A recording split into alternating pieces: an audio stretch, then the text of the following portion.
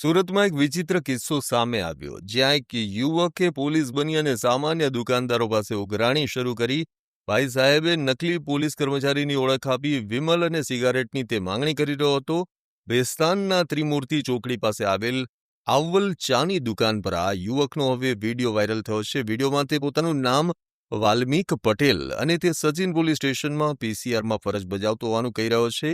આખરે દુકાન માલિકે બુદ્ધિ વાપરી અને અસલી પીસીઆર બોલાવી અને આ નકલી પીએસઆઈને બેસ્તાન પોલીસને હવાલે કરી દીધો.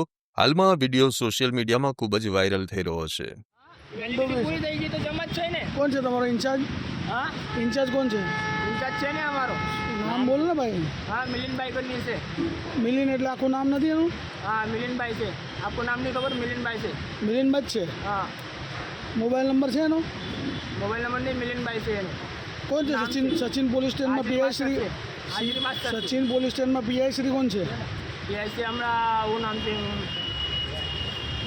એનું નામ નથી ખબર. સબ એનું નામ છે